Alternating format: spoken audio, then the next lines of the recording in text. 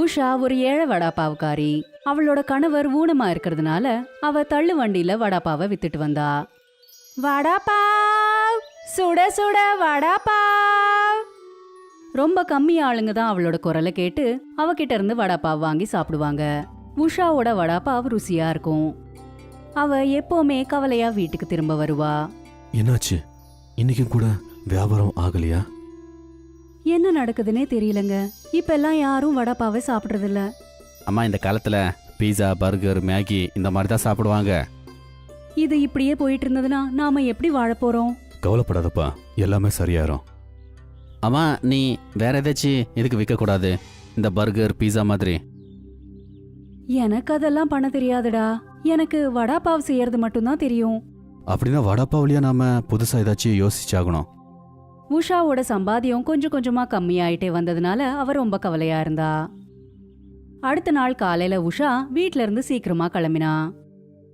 வடாப்பாவ், சுட சுட வடாப்பாவ். அவ ரொம்ப நேரமா கத்திட்டு இருந்தா. ஆனா யாருமே அவகிட்ட வடாப்பாவ் வாங்கறதுக்கு வரல. இன்னைக்கு இவ்ளோ கூட்டமா இருந்தும் ஒருத்தரும் வடாப்பாவ் வாங்க வரமாட்டேங்கிறாங்க. உஷா இன்னும் சத்தமா கத்த ஆரம்பிச்சா. வடாப்பாவ், சுட சுட வடாப்பாவ். உஷாவோட குரலை கேட்டு அவளோட பழைய கஸ்டமர் அவகிட்ட வந்தான். எத்தனை வடாப்பாவ் வேணும் சஞ்சய்? ஒரு வடாப்பாவ் கொடுங்க. நீங்க கத்தி கத்தி சொல்லிக்கிட்டே இருக்கீங்க, ஆனா யாருமே வடாப்பாவ் வாங்க வரவே இல்லையே. அதனால தான் நான் வந்தேன். நீங்க புதுவிதமா இந்த வடாப்பாவை விற்கணும்னு தோணுது எனக்கு. ரொம்ப புதுசா ஒரு வடாப்பாவ். எப்படின்னா வண்ண வண்ண வடாப்பாவ். ஹா, ஆனா வண்ணமா இருக்கிற வடாப்பாவ் வித்து போகுமா?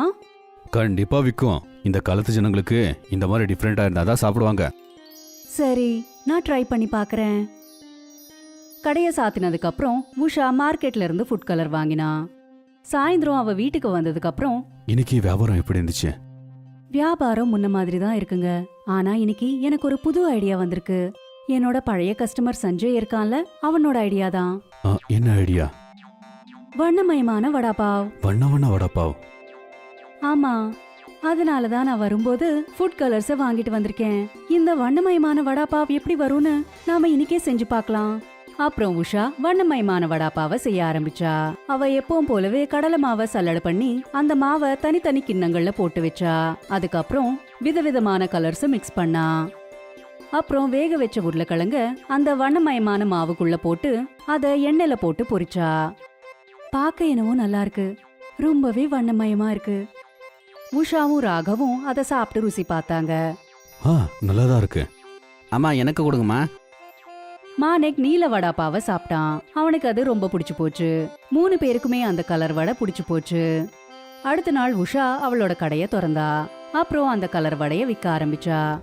சுட சுட வடை, சிவப்பு நீலம் பச்சை, வண்ண வண்ண வடாப்பாவ், வண்ணமயமான வடாப்பாவ். அந்த வண்ணமயமான வடாவை பார்த்து கஸ்டமர்ஸ் கவர்ந்து போய் அங்க வந்தாங்க. எனக்கு ஒரு நீல வடாப்பாவை கொடுங்க ஆண்டி. உஷா அந்த பொண்ணுக்கு ஒரு நீல வடாப்பாவை கொடுத்தா. அந்த பொண்ணுக்கு ரொம்ப பிடிச்சது. கொஞ்ச நேரத்துக்கு அப்புறம் சஞ்சய் அங்க வந்தான். நிஜமாவே வண்ண வண்ண வடாப்பாவ் பண்ணிட்டீங்க? ஆமா, நீ தானே அந்த ஐடியா கொடுத்தது. பாரு, எல்லாருக்குமே பிடிச்சு போச்சு. சரி சரி, எனக்கும் கூட ஒரு வண்ணத்து வடாப்பாவ் கொடுங்க. அப்புறம் உஷா சஞ்சய்க்கு நீல வடாப்பாவும் ரோஸ் கலர் வடாப்பாவும் கொடுத்தா. வண்ண வண்ண வடாப்பாவுகளை பார்த்து அவன் சந்தோஷப்பட்டான். அடேங்கப்பா, ரொம்ப நல்லா இருக்கு. இந்த மாதிரி வடாப்பாவை சாப்பிடுவான்னு நினைச்சு கூட பார்க்கல. எல்லாரும் வடாப்பாவை சாப்பிட்டாங்க. நிறைய கஸ்டமர்ஸும் வந்தாங்க. எனக்கு ஒரு சிவப்பு வடாப்பாவ் கொடுங்க. எனக்கு கூட கொடுங்க. உஷா கலர் வடாப்பாவை செஞ்சுக்கிட்டு இருந்தா கஸ்டமர் சாப்பிட்டுக்கிட்டே இருந்தாங்க. உஷா நடுவுல சத்தமா குரல் கொடுப்பா. இதால மக்களோட கவனம் உஷா பக்கம் திரும்பிட்டு இருந்தது. சுட சுட வடை, சிகப்பு நீலம் பச்சை, வண்ண வண்ண வடாப்பாவ், வண்ண வண்ண வடாப்பாவ். ஒருத்தர் பின்னாடி ஒருத்தர் கஸ்டமர் வந்துட்டே இருந்தாங்க. சில மணி நேரத்திலேயே அவளோட வடாப்பாவெல்லாம் வித்து போச்சு.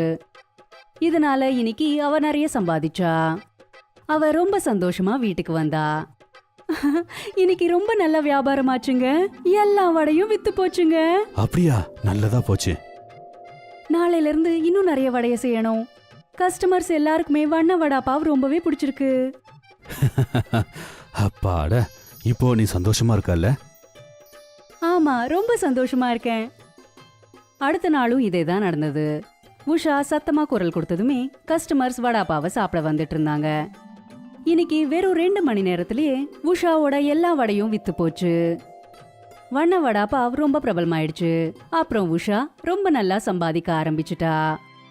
இப்போ அவளோட குடும்பம் ரொம்பவே சந்தோஷமா இருந்தது. உஷா ஒரு பெரிய ஹாஸ்பிட்டல்ல ராகவுக்கு ட்ரீட்மெண்ட் பண்ண வச்சா. இப்போ தள்ளு வண்டியில இல்லாம அவளோட கடையில வண்ண வடாப்பாவை வித்துட்டு இருக்கா. தினமும் கஸ்டமர்ஸோட கூட்டம் அவளோட கடையில இருந்துட்டே இருக்கும். பக்கத்திலேயே மோகனோட தோசா சென்டரும் இருந்தது. இப்போ அவரோட கஸ்டமர்ஸ் எல்லாம் உஷாவோட கடைக்கு வந்துட்டு இருந்தாங்க. யாரா இது? யாருக்குமே தெரியாதவங்க வந்து வண்ண வண்ண வடாப்பாவ் போட்டு என்னோட வியாபாரத்தையே நாசமாக்கிட்டே இருக்காங்க. இவங்களுக்கு நான் ஒரு பாடத்தை புகட்டி ஆகணும். ஒரு நாள் உஷா பார்க்காத நேரமா பார்த்து மோகன் சிவப்பு மாவுல நிறைய காரத்தை மிக்ஸ் பண்ணிட்டான். இப்ப பாக்குற உங்க வடாப்பாவை எப்படி சாப்பிடுவாங்கன்னு. அப்புறம் மோகன் அவனோட கடைக்கு போயிட்டான். உஷாக்கு இது பத்தி தெரியாது. அவ எப்பயும் போலவே வடாவை செஞ்சுக்கிட்டு இருந்தா. அப்புறம் அவளோட கஸ்டமர்ஸ்க்கு கொடுத்தா. அட அட அட, இது ரொம்ப நல்லா இருக்கு. நல்ல சிவப்பா இருந்தாலும் ரொம்ப ரொம்ப ருசியா இருக்கு. இதை கேட்டதும் அந்த சிவப்பு மாவை உஷா டேஸ்ட் பண்ணா. அந்த மாவுல நிறைய காரம் கலந்திருக்குன்னு அவ தெரிஞ்சுக்கிட்டா. யாரோ சிவப்பு மாவுல காரத்தை மிக்ஸ் பண்ணிருக்காங்க. ஆனா என்னோட அதிர்ஷ்டம் நல்லா இருக்கிறதுனால என் கஸ்டமர்ஸ்க்கு இது ரொம்பவே பிடிச்சு போச்சு. வண்ண வடாப்பாவ், காரமான சிவப்பு வடாப்பாவ். அதுக்கப்புறம் உஷாவோட கடையில நிறைய கூட்டம் கூடிச்சு. எல்லாருமே அந்த காரமான சிவப்பு வடாப்பாவை தான் சாப்பிடணும்னு நினைச்சாங்க. ஐயோ, நான் என்ன பண்ணி வச்சிருக்கேன்? எனக்கு கொஞ்சம் கூட லக்கே இல்ல. இப்ப என்ன பண்றது? உஷாவோட இந்த காரமான வடாப்பாவு எல்லாருக்குமே பிடிச்சு போனதை பார்த்து மோகனுக்கு ரொம்ப கோபம் வந்தது. உஷாவோட நேரம் நல்லா இருந்தது. ஏன்னா அவளுக்கு கெடுதல் செய்யணும்னு நினைச்சாலும் அவளுக்கு நல்லதே நடந்தது. கமலாபுரம்ங்கிற ஒரு கிராமம் இருந்தது. அங்க லக்ஷ்மண் தன்னோட பொண்ணு ரீமா கூட வாழ்ந்துகிட்டு இருந்தாரு. ரீமாவோட அம்மா ரீமா சின்ன வயசுலயே இறந்து போயிட்டதால லக்ஷ்மண் ரீமாவை நல்லபடியா கவனிச்சுக்கிறதுக்காக ஷில்பாங்கிற ஒரு பொண்ணை இன்னொரு கல்யாணம் பண்ணிக்கிட்டாரு. ஷில்பா வீட்டுக்கு வந்ததுல இருந்து லக்ஷ்மண் ரொம்ப சந்தோஷமா இருந்தாரு. ஏன்னா ரீமாக்கு ஒரு அம்மாவோட பாசம் கிடைக்கும்னு நினைச்சாரு. ஆனா அவர் யோசிச்சதுக்கு தலைக்கிழையா நடந்தது. ஷில்பா ரீமாவை வீட்டு வேலைகள் எல்லாத்தையும் செய்ய வச்சிட்டு இருந்தா. பாத்திரம் விளக்குறது, துணி துவைக்கிறது, அப்புறம் தன்னோட கை கால்களையும் அமுக்க வச்சா. ரீமாவை தனக்கு சேவை செய்யற மாதிரியான ஒரு பணிப்பெண்ணா வச்சுக்கிட்டு இருந்தா. எல்லா வேலைகளையும் ரீமாவையே செய்ய வச்சிட்டு இருந்தா. ஆனா லக்ஷ்மணுக்கு ஷில்பா செய்யறது எதுவுமே தெரியாது. இன்னமும் தூங்கிட்டு இருக்கியாமா மகாராணி? எத்தனை வேலைகள் இருக்கு, ஏந்திரி. நாள் முழுக்க பாரமா வீட்லயே உட்கார வேண்டியது. ஆனா வேலையை மட்டும் கொஞ்சம் கூட செய்யறது கிடையாது. காலங்காத்தால என்ன எதுவும் சொல்லாதீங்க. நான் நாள் முழுக்க சும்மா இருந்தேனா இந்த வீட்டு வேலையெல்லாம் யார் செய்றா? நீ நல்லாவே வார்த்தைக்கு வார்த்தை பேசுறது கத்துக்கிட்டடி. வரட்டும் உங்க அப்பாவை, எல்லா விஷயத்தையும் அவர்கிட்டயே நான் சொல்லிடுறேன். சொல்லிக்கோங்க. நான் என்ன அவருக்கு பயப்படவா போறேன்? நானும் உண்மை எல்லாத்தையும் சொல்லிடுவேன். நானும் யாருக்கும் குறைஞ்சவ கிடையாது. முதல்ல அவரை வரட்டும், அப்புறம் நீ பாரு. நானும் உன்னை பத்தி நல்லா கம்ப்ளைண்ட் பண்ணிடுவேன். நீங்க எந்த ஒரு வேலையும் செய்யாம ஜாலியா மொபைலையே பார்த்துட்டு இருக்கீங்கன்னு சொல்லிடுவேன். எல்லாரோட பொறுமைக்கும் ஒரு அளவு இருக்கும். நீங்க நாள் முழுக்க ஓய்வு எடுத்துக்கிட்டே இருப்பீங்க. வரட்டும் எங்க அப்பாவை. சாயந்தரம் லக்ஷ்மண் ரொம்பவே நொந்து போய் வீட்டுக்கு திரும்ப வந்திருந்தாரு. லக்ஷ்மணோட கவலையா இருக்கிற மூஞ்சிய பார்த்து ஷில்பா இப்படி சொன்னா. என்னாச்சுங்க, ஏன் இவ்ளோ கவலையா இருக்கீங்க? ஏதாவது பிரச்சனையா என்ன? உங்களை யாராவது ஏதாவது சொல்லிட்டாங்களா? ரீமா, ஏதாவது சாப்பிடறதுக்கும் குடிக்கிறதுக்கு தண்ணியும் எடுத்துட்டு வா. அட, நான் என்னன்னு சொல்லட்டும்? யாருமே ஒண்ணுமே சொல்லல. ஆனா ஓனர் வந்து என்ன வேலையில இருந்து தூக்கிட்டாங்க. எங்க கம்பெனியை மூடிக்கிட்டே இருக்கு. கம்பெனி எல்லாம் லாஸ்ல போய்கிட்டே இருக்குல்ல. அதனால ஓனருக்கு பெரிய இழப்பு. அதனால அவங்க ரொம்ப வருஷமா வேலை பார்த்துக்கிட்டே இருப்பாங்கல்ல, அவங்கள வேலையில இருந்து தூக்கிட்டாங்க. என்ன சொல்றீங்க நீங்க? நீங்க அந்த இடத்துல நிறைய வருஷமா வேலை செஞ்சுட்டு இருந்தீங்க. இப்போ உங்களுக்கு வேலையே இல்லைன்னா நாம என்னத்தை சாப்பிடுறது? அட கடவுளே. குழந்தை வேற பெரியவள ஆயிட்டே இருக்கா. அவளோட கல்யாணத்துக்காக கொஞ்சம் காசு சேர்த்து வச்சிருக்கோம். அதை நாம பயன்படுத்தி ஏதாச்சும் வியாபாரத்தை பண்ணி ஆகணும். அப்பா, நாம வடாப்பா வியாபாரத்தை ஏன் பண்ணக்கூடாது? இந்த வியாபாரம் ரொம்ப நல்லா ஓடும்பா. இந்த வடாப்பா வியாபாரத்தை கொஞ்சம் காசு வச்சு நிறைய லாபத்தை சம்பாதிக்கலாம்ப்பா.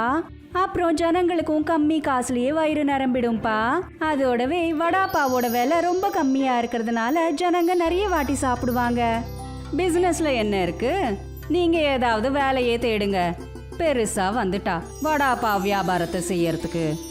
போய் உன் வேலைய பாரு. இல்ல, ரீமா சரியா தான் சொல்றான். வடாப்பாவ் வியாபாரம் ரொம்ப நல்லபடியா நடக்கும். நான் இப்பவே அதுக்காக ஏதாச்சும் பண்றேன். ஆமாம்பா, உங்களுக்கு இந்த வியாபாரத்துல யாரு உதவி செஞ்சாலும் செய்யாட்டியும் நான் மட்டும் கண்டிப்பா பண்ணுவேன். யாரு செஞ்சாலும் செய்யாட்டியுமா? என்னடி சொல்ல வர? நானும் என் புருஷனுக்கு வேலையில உதவி செய்வேன். நீங்க எப்படி உதவி செய்வீங்கன்ட்டு எனக்கு நல்லாவே தெரியுமே. எல்லா வேலையும் என்னையே செய்ய வைப்பீங்க, எனக்கு நல்லா தெரியும். ரீமா சொன்ன மாதிரியே லக்ஷ்மண் வடாப்பா வியாபாரத்தை ஆரம்பிச்சாரு.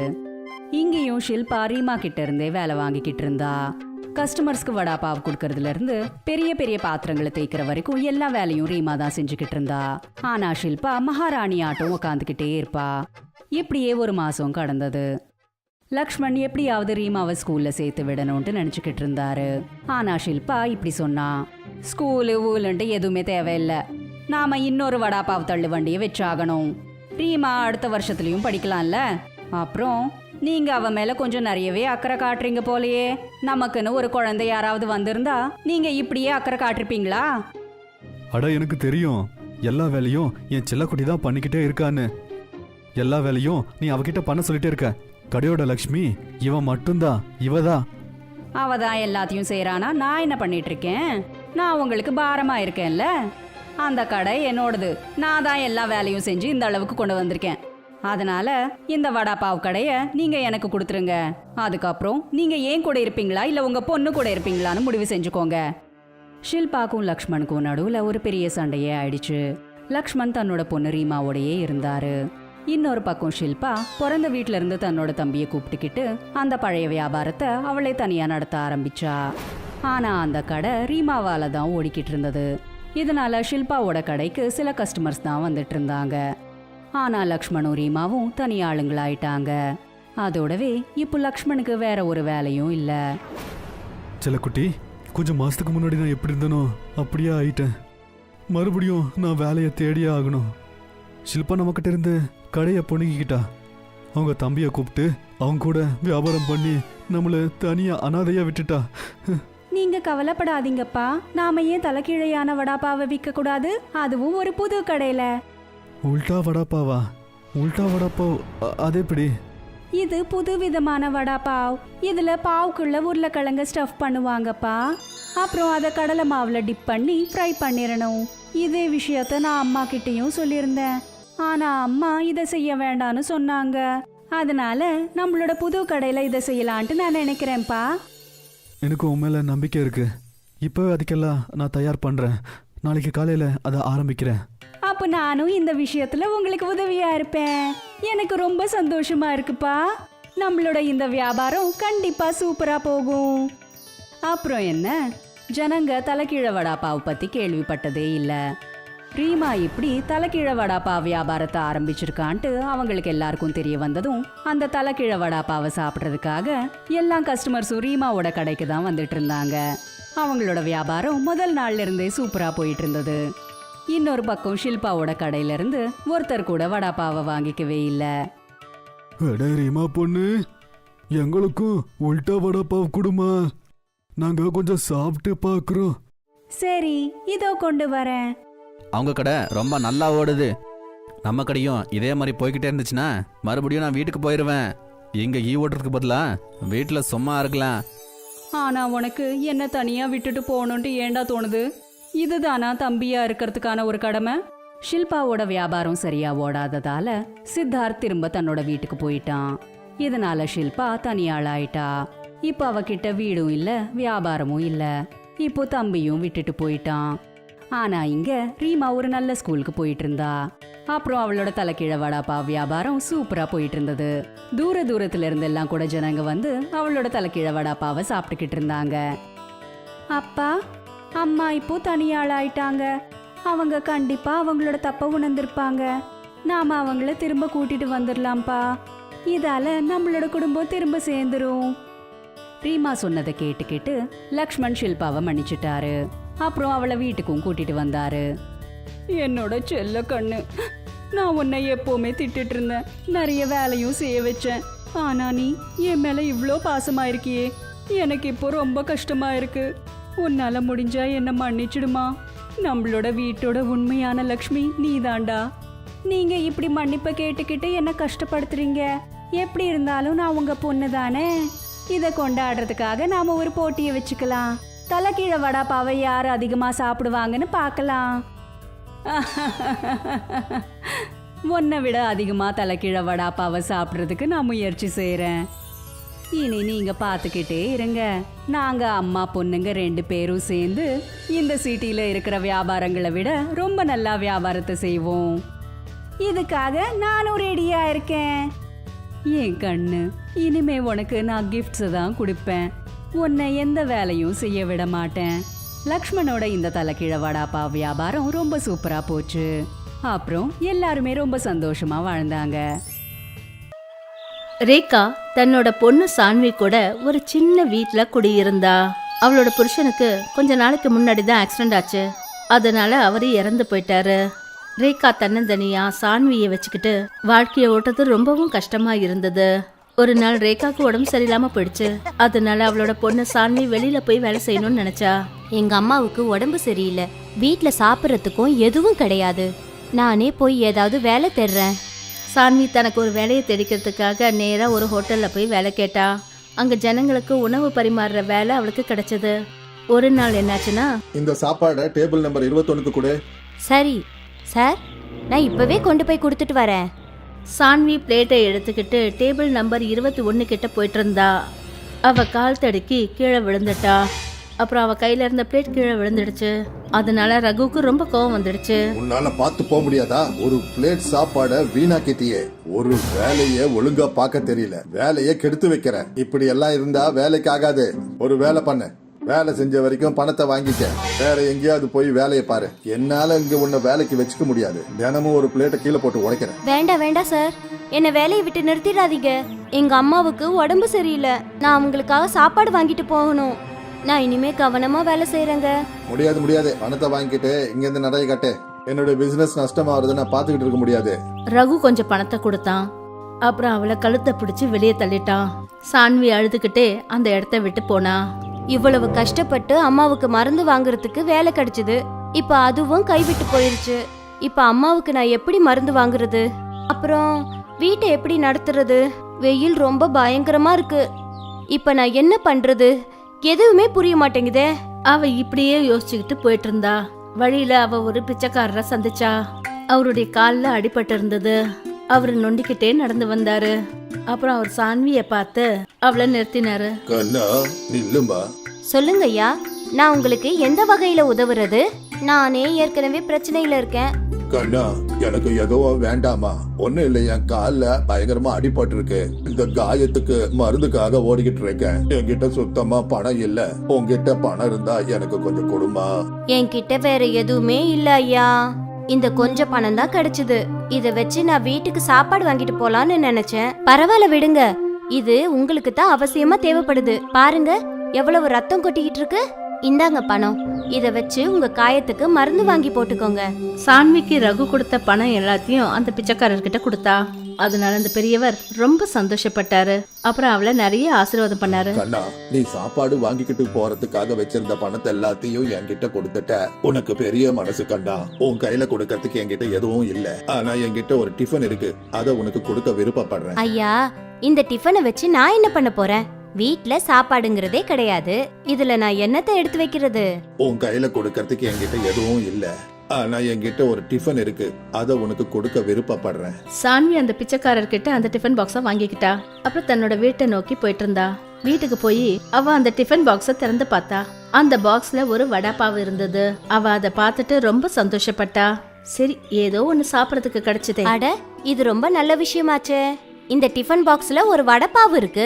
இன்னைக்கு சாப்பாடு பிரச்சனை தீர்ந்தது. ஒரு வடைப்பாவு இருக்கு. சரி, இதுல பாதி நான் என்னோட அம்மாவுக்கு வச்சிடுறேன். அப்புறம் பாதியை நான் சாப்பிட்டுக்கிறேன். சான்வி அந்த டிஃபன் பாக்ஸ மறுபடியும் ஓபன் பண்ணி பார்த்தப்ப அதுல இன்னும் ஒரு வடைப்பாவு இருந்தது. அட என்னது இது? இதுல இருந்து இப்பதானே வடைப்பாவு எடுத்தேன். மறுபடியும் எப்படி இது வந்துச்சு?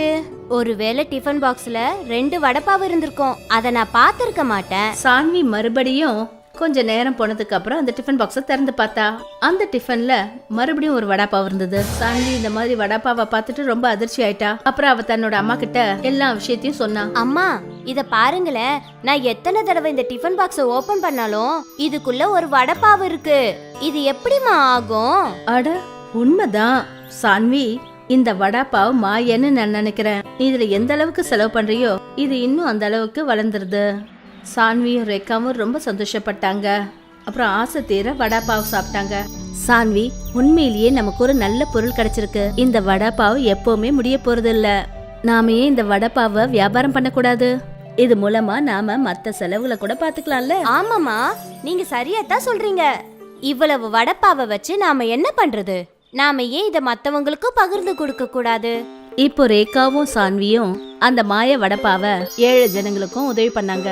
அதுக்கப்புறம் அவங்க ஒரு வடைப்பாவ் கடையும் போட்டுட்டாங்க. அது மூலமா வர காசுல அவங்க தன்னோட குடும்ப செலவையும் பாத்துக்கிட்டாங்க. அப்புறம் மத்தவங்களுக்கு உதவியும் செய்ய ஆரம்பிச்சாங்க.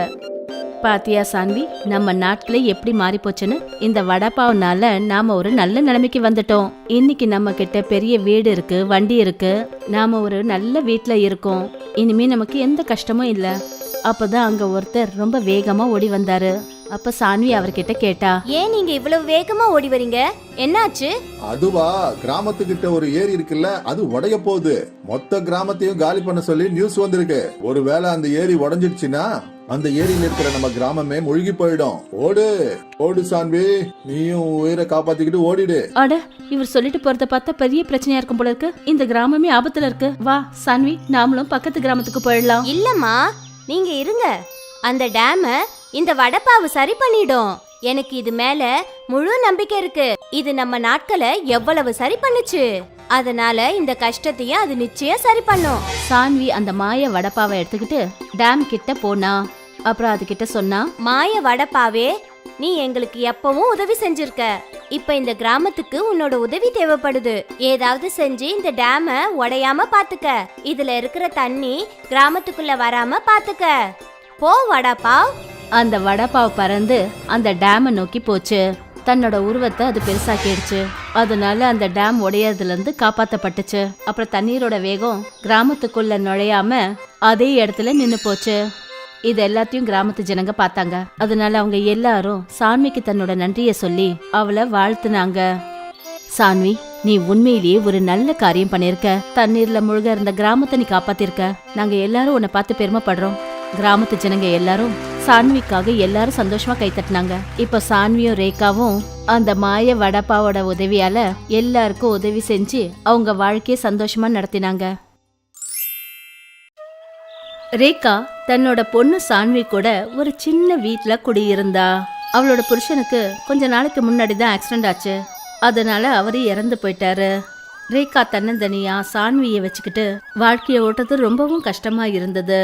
ஒரு நாள் ரேகாக்கு உடம்பு சரியில்லாம போயிடுச்சு. அதனால அவளோட பொண்ணு சான்வி வெளியில போய் வேலை செய்யணும்னு நினைச்சா. எங்க அம்மாவுக்கு உடம்பு சரியில்லை. வீட்ல சாப்பிடறதுக்கும் எதுவும் கிடையாது. நானே போய் ஏதாவது வேலை தேடுறேன். சான்வி தனக்கு ஒரு வேலையை தேடிக்கிறதுக்காக நேரா ஒரு ஹோட்டல்ல போய் வேலை கேட்டா. அங்க ஜனங்களுக்கு உணவு பரிமாறுற வேலை அவளுக்கு கிடைச்சது. ஒரு நாள் என்னாச்சுன்னா, இந்த சாப்பாடை டேபிள் நம்பர் 21க்கு கொடு. சரி சார், நான் இப்பவே கொண்டு போய் கொடுத்துட்டு வரேன். சான்வி பிளேட்டை எடுத்துக்கிட்டு டேபிள் நம்பர் 21 கிட்ட போயிட்டு இருந்தா. அவ கால் தடுக்கி கீழே விழுந்துட்டா. அப்புறம் அவ கையில இருந்த பிளேட் கீழே விழுந்துடுச்சு. அதனால ரகுவுக்கு ரொம்ப கோவம் வந்துடுச்சு. உன்னால பார்த்து போக முடியாதா? ஒரு பிளேட் சாப்பாடை வீணாக்கிட்டியே. ஒரு வேலைய ஒழுங்கா பார்க்க தெரியல. வேலைய கெடுத்து வைக்கிற. இப்படி எல்லாம் இருந்தா வேலைக்கு ஆகாது. ஒரு வேலை பண்ணு. வேலை செஞ்ச வரைக்கும் பணத்தை வாங்கிக்க. வேற எங்கேயாவது போய் வேலையை பாரு. என்னால இங்க உன்னை வேலைக்கு வச்சுக்க முடியாது. தினமும் ஒரு பிளேட்டை கீழே போட்டு உடைக்கிறேன். வேண்டாம் வேண்டாம் சார், என்ன வேலையை விட்டு நிறுத்திடாதீங்க. எங்க அம்மாவுக்கு உடம்பு சரியில்லை. நான் அவங்களுக்காக சாப்பாடு வாங்கிட்டு போகணும். நான் இனிமே கவனமா வேலை செய்யறேங்க. முடியாது முடியாது. பணத்தை வாங்கிட்டு இங்க இருந்து நிறைய கட்டே. என்னோட பிசினஸ் நஷ்டமா வருது, நான் பாத்துக்கிட்டு இருக்க முடியாது. ரகு கொஞ்சம் பணத்தை கொடுத்தான். அப்புறம் அவளை கழுத்தை பிடிச்சு வெளியே தள்ளிட்டான். சான்வி அழுதுகிட்டே அந்த இடத்த விட்டு போனா. இவ்வளவு கஷ்டப்பட்டு அம்மாவுக்கு மருந்து வாங்குறதுக்கு வேலை கிடைச்சது. இப்ப அதுவும் கைவிட்டு போயிருச்சு. இப்ப அம்மாவுக்கு நான் எப்படி மருந்து வாங்குறது? அப்புறம் வீட்டை எப்படி நடத்துறது? வெயில் ரொம்ப பயங்கரமா இருக்கு. இப்ப நான் என்ன பண்றது? எதுவுமே புரிய மாட்டேங்குதே. அவ இப்படியே யோசிச்சுக்கிட்டு போயிட்டு இருந்தா. வழியில அவ ஒரு பிச்சைக்காரரை சந்திச்சா. அவருடைய கால்ல அடிபட்டு இருந்தது. அவரு நொண்டிக்கிட்டே நடந்து வந்தாரு. அப்புறம் அவர் சான்விய பார்த்து அவளை நிறுத்தினாரு. கண்ணா நில்லுமா. சொல்லுங்க ஐயா, நான் உங்களுக்கு எந்த வகையில உதவுறது? நானே ஏற்கனவே பிரச்சனையில இருக்கேன். கண்ணா எனக்கு எதுவும் வேண்டாமா. ஒண்ணும் இல்லை, என் கால்ல பயங்கரமா அடிபட்டு இருக்கு. இந்த காயத்துக்கு மருந்துக்காக ஓடிக்கிட்டு இருக்கேன். என்கிட்ட சுத்தமா பணம் இல்ல. உன்கிட்ட பணம் இருந்தா எனக்கு கொஞ்சம் கொடுமா. என்கிட்ட வேற எதுவுமே இல்ல ஐயா. இந்த கொஞ்ச பணம் தான் கிடைச்சது. இத வச்சு நான் வீட்டுக்கு சாப்பாடு வாங்கிட்டு போலான்னு நினைச்சேன். பரவாயில்ல விடுங்க. இது உங்களுக்கு தான் அவசியமா தேவைப்படுது. பாருங்க எவ்வளவு ரத்தம் கொட்டிக்கிட்டு இருக்கு. இந்தாங்க பணம். இத வச்சு உங்க காயத்துக்கு மருந்து வாங்கி போட்டுக்கோங்க. சான்விக்கு ரகு கொடுத்த பணம் எல்லாத்தையும் அந்த பிச்சைக்காரர்கிட்ட கொடுத்தா. அதனால அந்த பெரியவர் ரொம்ப சந்தோஷப்பட்டாரு. அப்புறம் அவளை நிறைய ஆசீர்வாதம் பண்ணாரு. கண்ணா நீ சாப்பாடு வாங்கிக்கிட்டு போறதுக்காக வச்சிருந்த பணத்தை எல்லாத்தையும் என்கிட்ட கொடுத்துட்ட. உனக்கு பெரிய மனசு கண்ணா. உன் கையில கொடுக்கறதுக்கு என்கிட்ட எதுவும் இல்ல. ஆனா என்கிட்ட ஒரு டிஃபன் இருக்கு. அத உனக்கு கொடுக்க விருப்பப்படுறேன். ஐயா, இந்த டிஃபனை வச்சு நான் என்ன பண்ண போறேன்? வீட்ல சாப்பாடுங்கிறதே கிடையாது. இதுல நான் என்னத்தை எடுத்து வைக்கிறது? உன் கையில கொடுக்கறதுக்கு என்கிட்ட எதுவும் இல்ல. ஆனா என்கிட்ட ஒரு டிஃபன் இருக்கு. அத உனக்கு கொடுக்க விருப்பப்படுறேன். சான்வி அந்த பிச்சைக்காரர்கிட்ட அந்த டிஃபன் பாக்ஸ வாங்கிக்கிட்டா. அப்புறம் தன்னோட வீட்டை நோக்கி போயிட்டு இருந்தா. வீட்டுக்கு போய் அவ அந்த டிஃபன் பாக்ஸ திறந்து பார்த்தா. அந்த பாக்ஸ்ல ஒரு வடாப்பாவு இருந்தது. அவ அதை பார்த்துட்டு ரொம்ப சந்தோஷப்பட்டா. சரி, ஏதோ ஒன்னு சாப்பிடறதுக்கு கிடைச்சதே. அட, இது ரொம்ப நல்ல விஷயமாச்சே. இந்த டிஃபன் பாக்ஸ்ல ஒரு வடைப்பாவு இருக்கு. இன்னைக்கு சாப்பாடு பிரச்சனை தீர்ந்தது. ஒரு வடைப்பாவு இருக்கு. சரி, இதுல பாதி நான் என்னோட அம்மாவுக்கு வச்சிடுறேன். அப்புறம் பாதியை நான் சாப்பிட்டுக்கிறேன். சான்வி அந்த டிஃபன் பாக்ஸ மறுபடியும் ஓபன் பண்ணி பார்த்தப்ப அதுல இன்னும் ஒரு வடைப்பாவு இருந்தது. அட, என்னது இது? இதுல இருந்து இப்பதானே வடைப்பாவு எடுத்தேன். மறுபடியும் எப்படி இது வந்துச்சு? ஒருவேளை டிஃபன் பாக்ஸ்ல 2 வடைப்பாவு இருந்திருக்கும். அத நான் பார்த்திருக்க மாட்டேன். சான்வி மறுபடியும் கொஞ்ச நேரம் போனதுக்கு அப்புறம் அந்த டிஃபன் பாக்ஸ திறந்து பார்த்தா. அந்த டிஃபன்ல மறுபடியும் ஒரு வடாப்பாவு இருந்தது. சான்வி இந்த மாதிரி வடாப்பாவை பார்த்துட்டு ரொம்ப அதிர்ச்சி ஆயிட்டா. அப்புறம் அவ தன்னோட அம்மா கிட்ட எல்லா விஷயத்தையும் சொன்னா. அம்மா, இத பாருங்களேன். நான் எத்தனை தடவை இந்த டிஃபன் பாக்ஸ ஓபன் பண்ணாலும் இதுக்குள்ள ஒரு வடைப்பாவு இருக்கு. இது எப்படிமா ஆகும்? அட, உண்மைதான் சான்வி. இந்த வடாப்பாவு மாயன்னு நான் நினைக்கிறேன். இதுல எந்த அளவுக்கு செலவு பண்றியோ இது இன்னும் அந்த அளவுக்கு வளர்ந்துருது. சான்வியும் ரேகாவும் ரொம்ப சந்தோஷப்பட்டாங்க. அப்புறம் ஆசை தீர வடாப்பாவு சாப்பிட்டாங்க. சான்வி, உண்மையிலேயே நமக்கு ஒரு நல்ல பொருள் கிடைச்சிருக்கு. இந்த வடாப்பாவு எப்பவுமே முடிய போறது இல்ல. நாம ஏன் இந்த வடாப்பாவை வியாபாரம் பண்ணக்கூடாது? இது மூலமா நாம மத்த செலவுகளை கூட பாத்துக்கலாம்ல. ஆமாமா, நீங்க சரியா தான் சொல்றீங்க. இவ்வளவு வடைப்பாவை வச்சு நாம என்ன பண்றது? நாம ஏன் இத மத்தவங்களுக்கும் பகிர்ந்து கொடுக்க கூடாது? இப்போ ரேகாவும் சான்வியும் அந்த மாய வடைப்பாவை 7 ஜனங்களுக்கும் உதவி பண்ணாங்க. அதுக்கப்புறம் அவங்க ஒரு வடைப்பாவ் கடையும் போட்டுட்டாங்க. அது மூலமா வர காசுல அவங்க தன்னோட குடும்ப செலவையும் பாத்துக்கிட்டாங்க. அப்புறம் மத்தவங்களுக்கு உதவியும் செய்ய ஆரம்பிச்சாங்க. பாத்தியா சான்வி, நம்ம நாட்களே எப்படி மாறி போச்சுன்னு. இந்த வடைப்பாவுனால நாம ஒரு நல்ல நிலைமைக்கு வந்துட்டோம். இன்னைக்கு நம்ம கிட்ட பெரிய வீடு இருக்கு, வண்டி இருக்கு. நாம ஒரு நல்ல வீட்ல இருக்கோம். இனிமே நமக்கு எந்த கஷ்டமும் இல்ல. அப்பதான் அங்க ஒருத்தர் ரொம்ப வேகமா ஓடி வந்தாரு. அப்ப சான்வி அவர்கிட்ட கேட்டா, ஏன் நீங்க இவ்வளவு வேகமா ஓடி வரீங்க? என்னாச்சு? அதுவா, கிராமத்துக்கிட்ட ஒரு ஏரி இருக்குல்ல, அது உடைய போகுது. மொத்த கிராமத்தையும் காலி பண்ண சொல்லி நியூஸ் வந்திருக்கு. ஒருவேளை அந்த ஏரி உடைஞ்சிடுச்சுன்னா அந்த ஏரியில இருக்கிற நம்ம கிராமமே மூழ்கி போயிடும். ஓடு ஓடு சான்வி, நீயும் உயிரை காப்பாத்திக்கிட்டு ஓடிடு. அட, இவர் சொல்லிட்டு போறத பார்த்தா பெரிய பிரச்சனையா இருக்கும் போல இருக்கு. இந்த கிராமமே ஆபத்துல இருக்கு. வா சான்வி, நாமளும் பக்கத்து கிராமத்துக்கு போயிடலாம். இல்லம்மா, நீங்க இருங்க. அந்த டேம இந்த வடைப்பாவு சரி பண்ணிடும். எனக்கு இது மேல முழு நம்பிக்கை இருக்கு. இது நம்ம நாட்களை எவ்வளவு சரி பண்ணுச்சு. அதனால இந்த கஷ்டத்தையும் அது நிச்சயம் சரி பண்ணும். சான்வி அந்த மாய வடைப்பாவை எடுத்துக்கிட்டு டேம் கிட்ட போனா. அப்புறம் அது கிட்ட சொன்னா, மாய வடைப்பாவே, நீ எங்களுக்கு எப்பவும் உதவி செஞ்சிருக்க. இப்ப இந்த கிராமத்துக்கு உன்னோட உதவி தேவைப்படுது. ஏதாவது செஞ்சு இந்த டேம உடையாம பாத்துக்க. இதுல இருக்கிற தண்ணி கிராமத்துக்குள்ள வராம பாத்துக்க. போ வடைப்பாவ். அந்த வடைப்பாவ் பறந்து அந்த டேமை நோக்கி போச்சு. தன்னோட உருவத்தை அது பெருசாக்கிடுச்சு. அதனால அந்த டேம் உடையதுல இருந்து காப்பாத்தப்பட்டுச்சு. அப்புறம் தண்ணீரோட வேகம் கிராமத்துக்குள்ள நுழையாம அதே இடத்துல நின்னு போச்சு. இது எல்லாத்தையும் கிராமத்து ஜனங்க பார்த்தாங்க. அதனால அவங்க எல்லாரும் சான்விக்கு தன்னோட நன்றிய சொல்லி அவளை வாழ்த்துனாங்க. சான்வி, நீ உண்மையிலேயே ஒரு நல்ல காரியம் பண்ணிருக்க. தண்ணீர்ல முழுக இருந்த கிராமத்தை நீ காப்பாத்திருக்க. நாங்க எல்லாரும் உன்னை பார்த்து பெருமைப்படுறோம். கிராமத்து ஜனங்க எல்லாரும் சான்விக்காக எல்லாரும் சந்தோஷமா கைத்தட்டினாங்க. இப்ப சான்வியும் ரேகாவும் அந்த மாய வடப்பாவோட உதவியால எல்லாருக்கும் உதவி செஞ்சு அவங்க வாழ்க்கைய சந்தோஷமா நடத்தினாங்க.